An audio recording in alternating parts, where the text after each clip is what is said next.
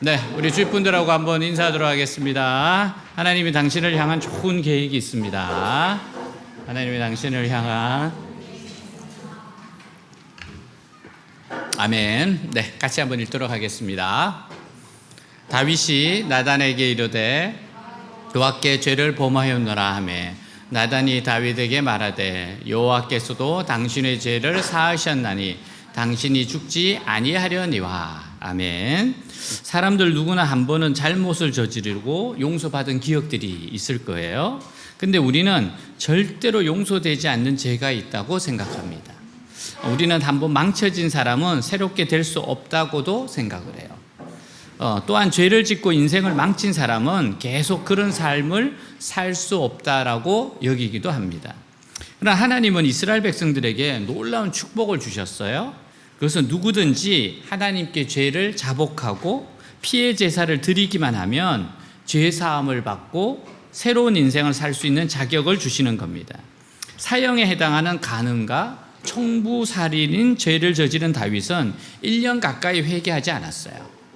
하지만 하나님은 만일 이 죄가 저절로 터지면 다윗이 죽어야 할 것을 아셨기 때문에 다윗이 그 입으로 죄를 자백할 수 있도록 나단 선지자를 보내셨어요.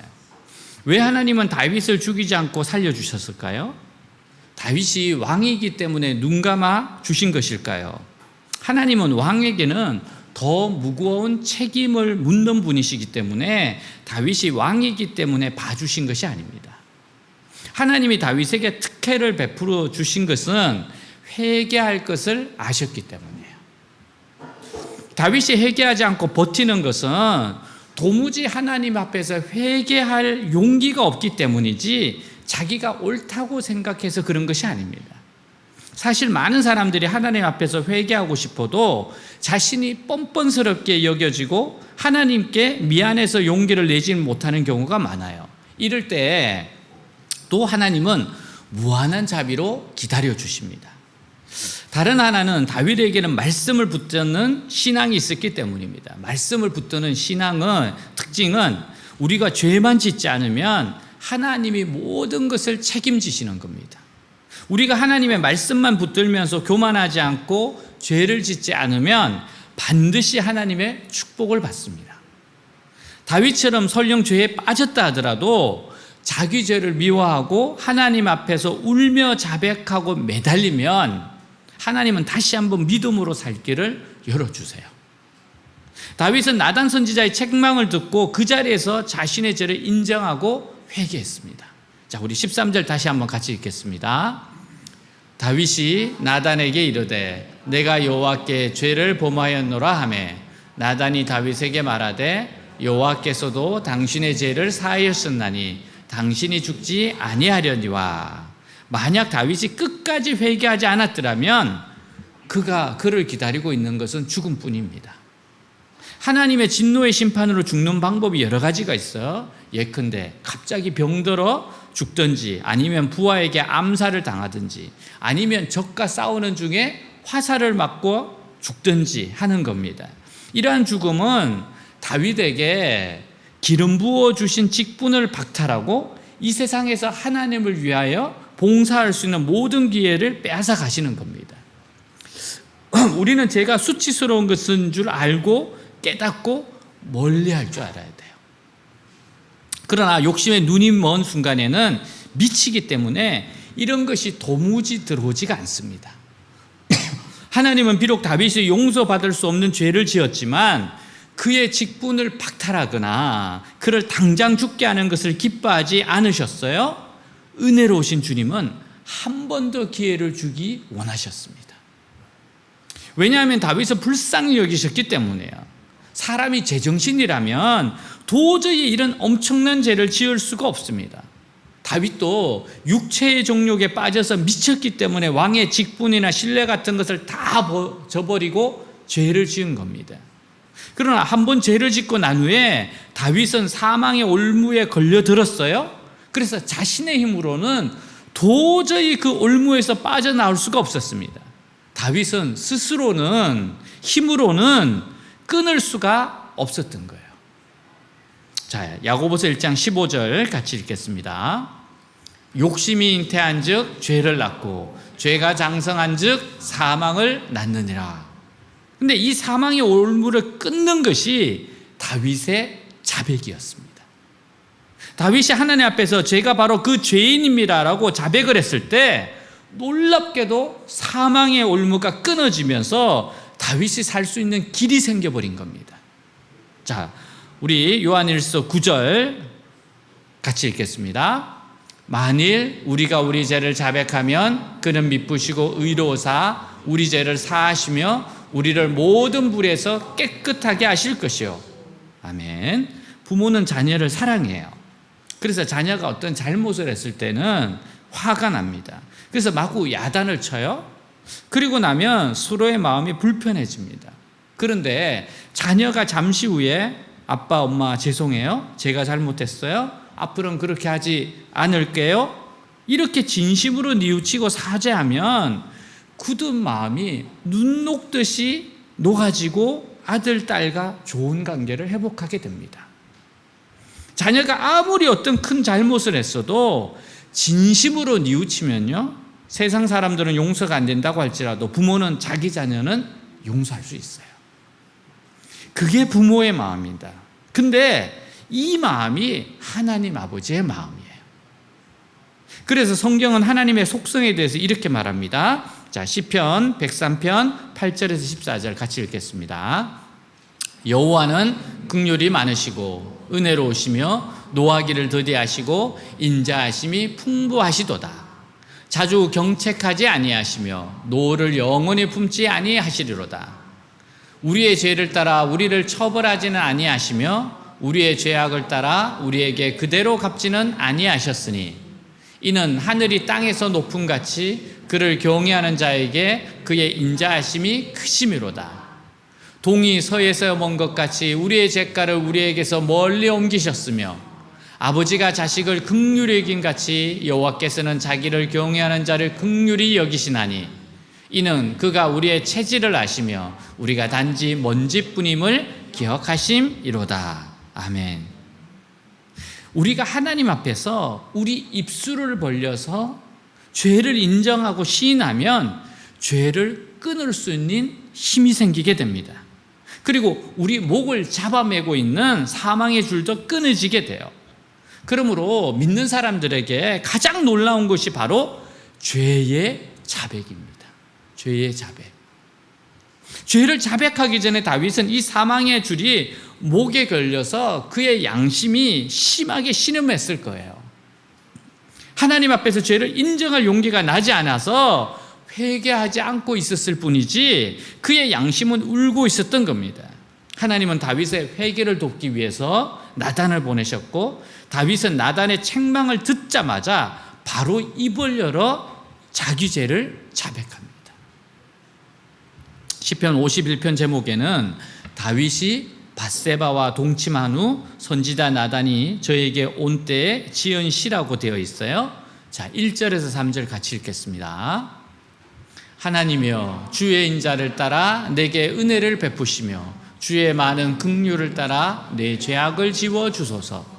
나의 죄악을 맑게 씻으시며 나의 죄를 깨끗이 제하소서. 물은 나는 내 죄가를 아오니 내 죄가 항상 내 앞에 있나이다. 아멘. 사실 남의 아내를 빼앗고 그 남편을 죽인 죄를 지은 사람이 하나님 앞에서 무슨 말을 할 염치가 있겠습니까? 그러나 하나님 앞에서 이런 말을 할 수 있는 것 자체가 다윗의 믿음이고 용기이고 하나님의 은혜인 겁니다. 사랑하는 여러분, 용서받지 못한 자에게 계속해서 일어나는 죄책감은 성령께서 주시는 겁니다. 그런데 여기서 우리가 분명하게 구분해야 할 것이 있어요. 죄책감이 다 똑같은 죄책감이 아닙니다. 성령께서 우리에게 무섭게 추궁하시는 죄책감 앞에는 무릎을 꿇고 용서를 빌어야 해요.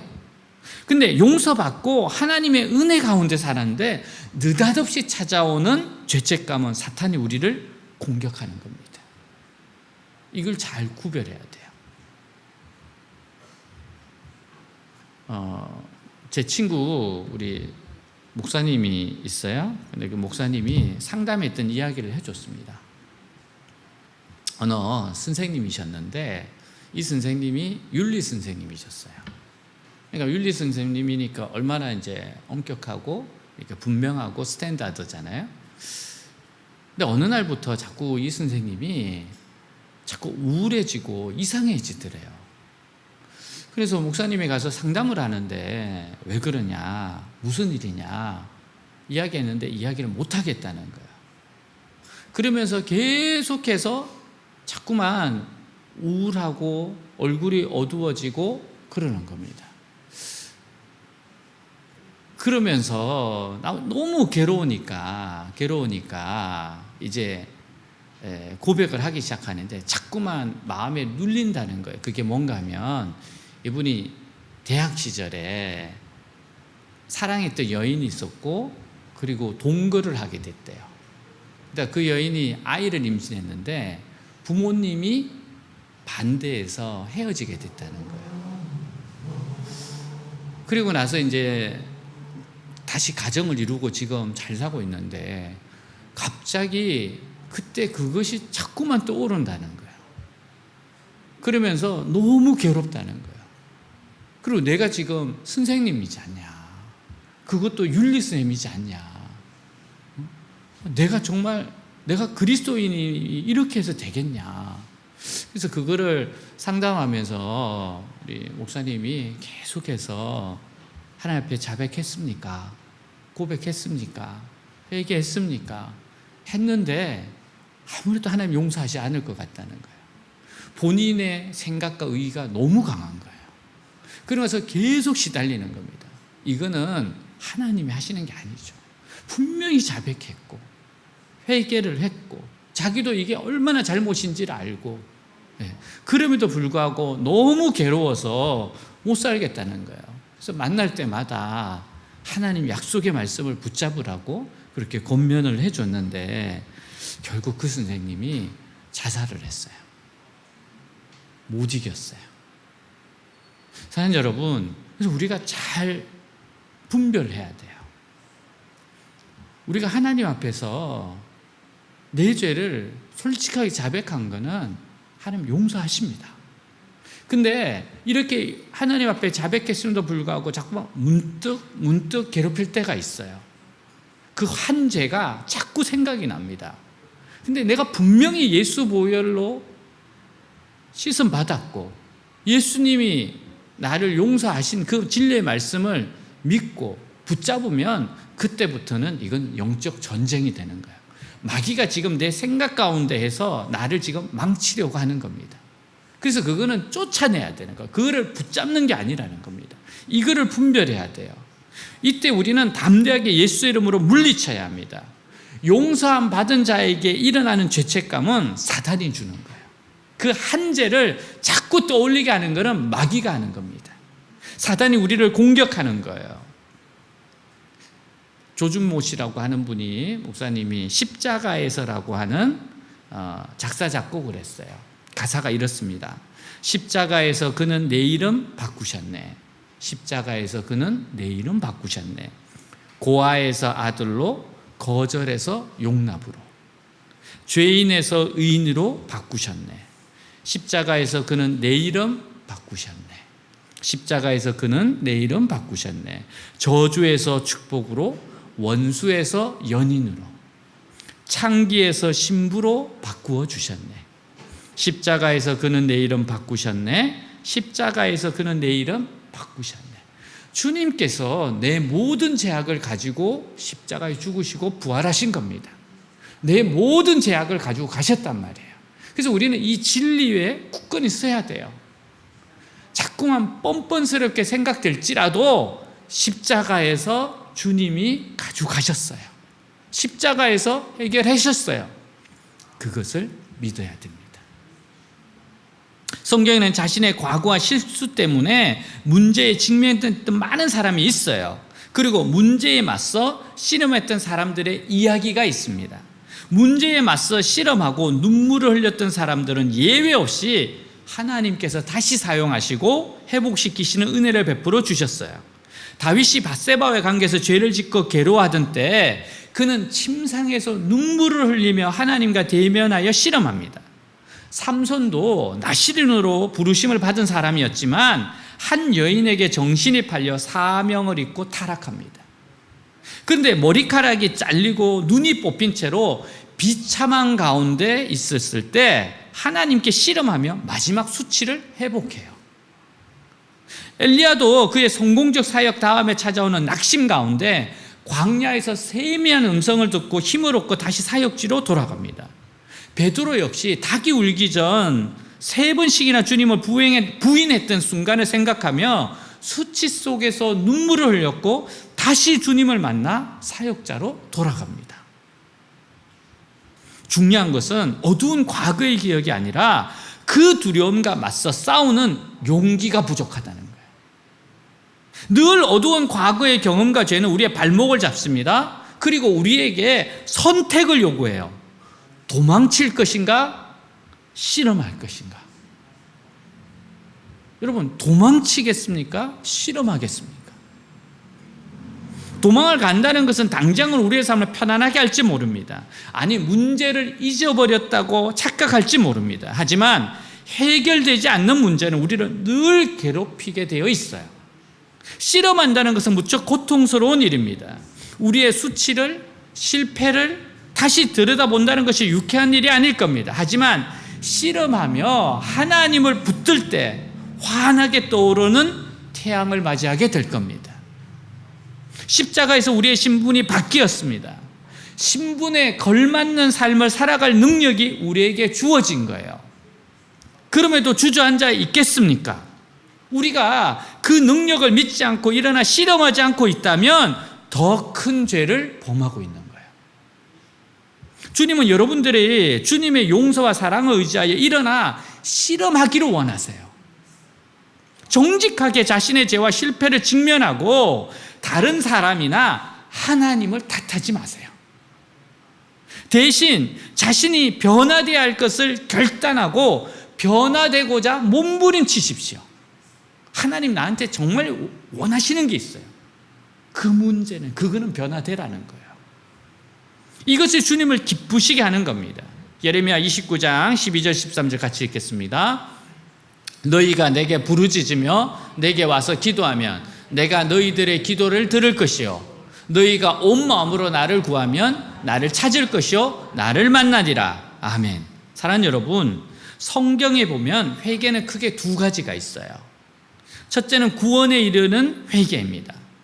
둘째는 성화에 이르는 회개입니다. 구원에 이르는 회개는 우리가 처음 복음을 듣고 예수님을 영접할 때 하는 회개예요. 사도행전 2장 38절입니다. 베드로가 이르되 너희가 회개하여 각각 예수 그리스도의 이름으로 세례를 받고 죄 사함을 받으라. 그리하면 성령의 선물을 받으리니. 구원에 이르는 회개는 일생에 단 한 번입니다. 이 회개를 찬 자는 성령으로 거듭나게 됩니다. 내 육체 안에 영혼이 있는데 내 육체 안에 성령이 오시어 내 영혼과 함께 거하세요. 그 순간 우리는 새로운 피조물로 거듭나게 됩니다. 하나님의 자녀가 됩니다. 그래서 이전과는 다른 새로운 삶이 시작돼요. 죄의 소원보다는 거룩함과 의로움에 대한 소원을 더 많이 갖게 됩니다. 구원에 이르는 회개는 일생에 단 한 번이지만 반면에 성화에 이르는 회개는 반복적으로 해야 하는 회개예요. 구원받은 성도가 죄를 다시 짓지 말아야 하지만 우리는 여전히 연약한 육체를 입고 살기 때문에 다시 죄를 짓곤 합니다. 그러면 우리는 그때마다 하나님 앞에 죄를 회개하고 깨끗함을 입어야 돼요. 그래야만 하나님과 화평한 관계를 항상 유지하고 죄를 반복하지 않을 수 있습니다. 다윗의 회개를 보면서 우리가 본받아야 하는 것은 다윗은 죄를 직시하게 되는 순간 즉시 죄를 인정하고 회개합니다. 다윗은 다른 사람 탓이나 변명이나 하나님을 원망하지 않았습니다. 그리고 왕의 체면을 내려놓고 겸손하게 회개했어요. 우리가 회개할 때도 그러해야 합니다. 우리는 자꾸 변화되려고 해야 돼요. 주님 닮으려고 해야 됩니다. 우리는 다윗처럼 죄를 일정 기간 은폐하고 덮어두고 모른 채 하고 지낼 때도 있어요. 그러나 하나님이 여러 가지 방법으로 죄를 드러내시고 깨닫게 하실 때가 있습니다. 그러면 우리는 다윗처럼 지체하지 말고 즉시 회개해야 돼요. 그러면 하나님도 즉각 용서해 주시고 하나님의 관계를 회복하게 됩니다. 회개하는 자에게 주신 하나님의 약속이에요. 자, 이사야 1장 18절 같이 읽겠습니다. 오라, 여호와께서 말씀하시되 오라, 우리가 서로 변론하자. 너희의 죄가 주홍 같을지라도 눈과 같이 희어질 것이요 진홍같이 붉을지라도 양털같이 희게 되리라. 아멘. 여러분, 회개가 그만큼 중요한 겁니다. 청소년들을 수련회를 하면 1년에 한 번씩 회개하는 아이들이 있어요. 몰아서 해요. 몰아서. 근데 가끔씩 이 친구들 애들이 와서 하나님 앞에 회개를 하고 나서 상담을 할 때가 있습니다. 목사님, 제가 회개를 했는데요, 1년 전에 회개를 했거든요. 근데 아무래도 이게 용서 안 받지 못한 것 같아요. 그럼 어떻게 해야 되냐? 그럼 다시 회개하자 그랬어요. 그럼 회개하고, 그래, 말씀을 보고, 그러면 이 말씀을 붙잡자. 근데 또 혹시 자꾸만 내 마음속에 의심이 들면 어떡하냐. 그래서 제가 목회자로서 그때 그럼 또 회개하면 돼. 또 회개하고 이 말씀 붙잡고 또 회개하면 돼. 그렇게 계속 회개하다 보면 믿음이 생겨요. 진짜 하나님이 용서하시는구나. 믿음이 생겨요.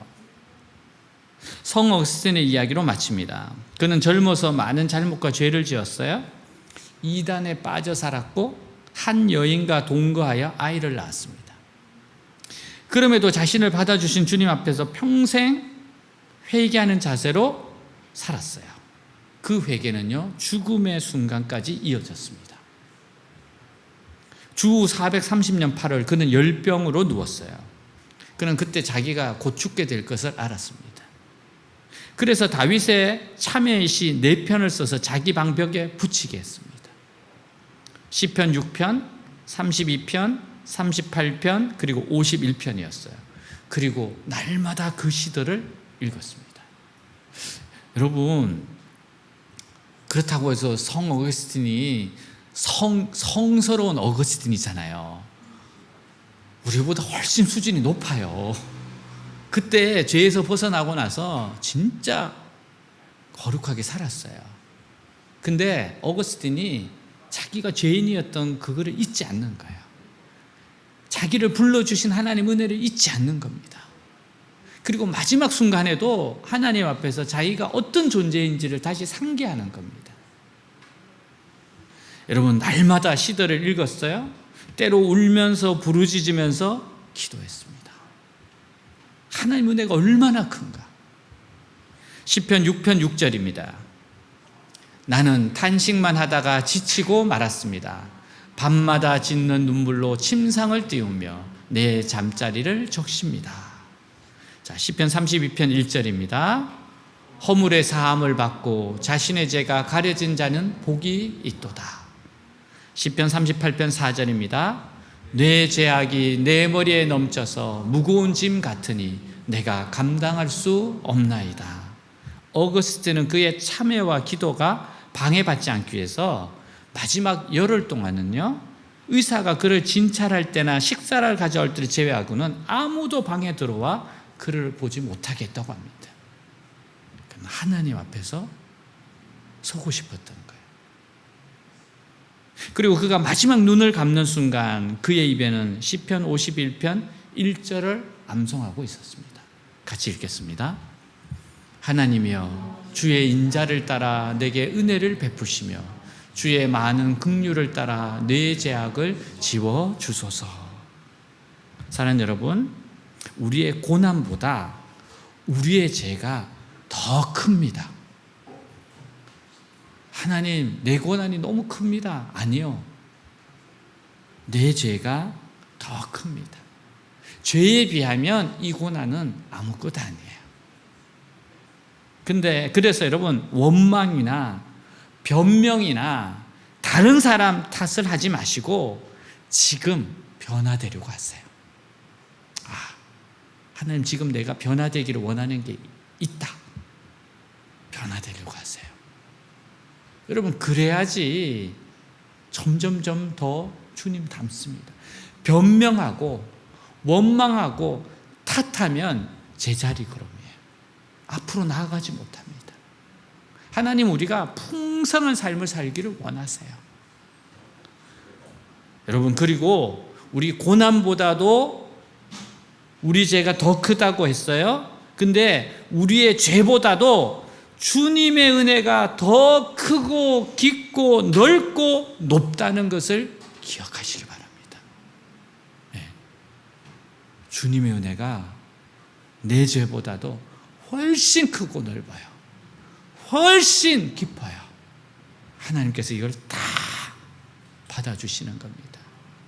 사랑하는 여러분, 제가 예전에 이제 집회를 하고 이제 부산에서 어느 교회 집회를 하고 지냈는데, 그냥 그 교회에서 교회 이제 사택도 있고 그런데 그곳에서 지내려고 하는데 자꾸만 친구 목사님이 좋은 곳에 있으라고 호텔을 잡아준 거예요. 나는 그냥 안 가도 된다. 그러면서 그 바닷가 앞에 이제 호텔을 잡아준 거예요. 근데 뭐 있어봐야 밤 자고 있나 하면 돌아와야 되는데, 그래서 저녁에 계속 그 파도 소리만 듣고 있다가 보이지도 않잖아요. 그래서 아침에는 그래도 바다는 보고 가야겠다. 그래서 나아갔는데 그때 문득 무슨 생각이 드는가 하면, 야, 이 바다가 얼마나 넓은가. 이 바다가 얼마나 넓은가. 근데 이 바다가 하나님의 은혜다, 은혜. 여러분, 이 넓은 바다에 내 죄악을 던져보세요. 흔적도 없습니다. 얼마나 넓은데, 여러분, 숫둥이 같은 죄를 하나님 앞에 던져보세요. 흔적도 없이 사라집니다. 왜냐하면 하나님의 은혜가 너무 크기 때문에 그래요. 하나님의 은혜는 너무 깊기 때문에 그렇습니다. 사랑하는 여러분, 오늘 하나님의 그 크고 넓고 높은 은혜를 만끽하시기를 주님으로 축복합니다. 다시 일어나겠습니다.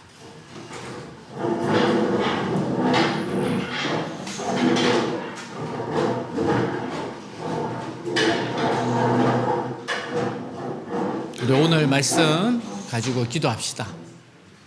예. 하나님, 제가 죄인입니다. 하나님, 기뻐하지 않는 모습이 있습니다. 그런데 하나님의 은혜는 더 큽니다. 하나님의 은혜는 다 품어주십니다. 다윗이, 야, 이런 죄를 범할 수가 있나? 근데 또 이런 죄까지 용서받을 수 있나? 하나님의 은혜는 바다같이 너무나 큽니다. 그래서 다 품어버립니다. 왜냐하면 예수님이 죄값을 치르셨기 때문에 그래요. 예수님이 십자가에서 내 대신 피를 흘리셨기 때문에 그렇습니다. 우리 그 은혜를 찬양합시다. 나의 어떠함이 아니라 하나님의 나를 사랑하심 때문입니다. 우리 하나님을 찬양합시다. 기도하겠습니다. 하나님 아버지, 하나님 감사합니다. 하나님 감사합니다. 하나님의 그 위대하신 그 영광스러운 주님이 내 죄를 가져가셨습니다. 나의 죄악을 가지고 가셨습니다. 계속해서 가지고 가십니다. 계속해서 주님이 가지고 계십니다. 십자가에서 내 죄악을, 십자가에서 내 슬픔을 십자가에서 바꾸셨습니다. 고아에서 아들로, 거절에서 용납으로, 죄인에서 의인으로 바꿔주셨습니다.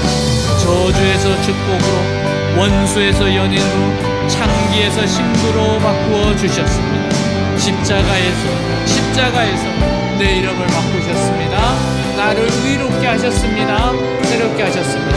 하나님의 그 크고 높고 넓은 은혜를, 오 주님, 크고 높고 넓은 은혜를 찬양합니다. 찬양합니다. 찬양합니다.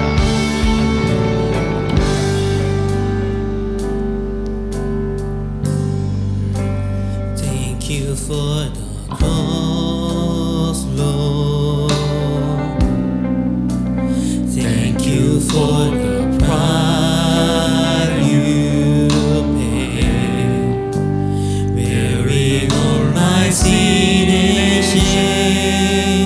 In love you came and gave amazing grace.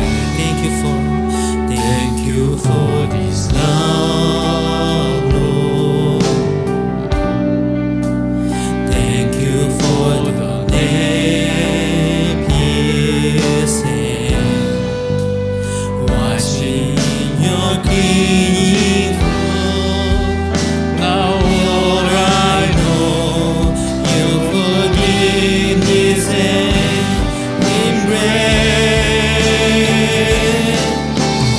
What is the Lamb seated on the throne? Cry you now in any crown, you reign victorious.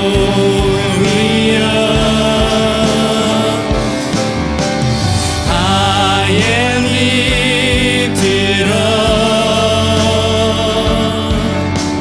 Jesus, Son of God. The devil of heaven crucified.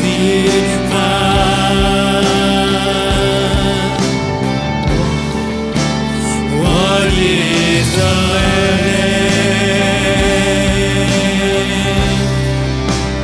What is the Lamb? Thank you for this love. Thank you for love, Lord. Thank you for the name His hand. Wash me in your cleansing flow. Now all I know, your forgiveness and embrace. What is the Lamb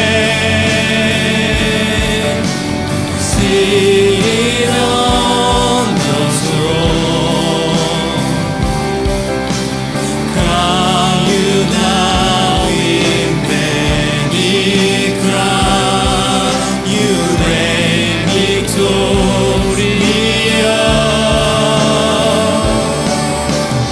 I am lifted up,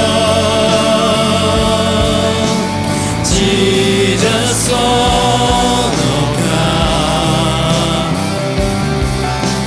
Dying of heaven crucified.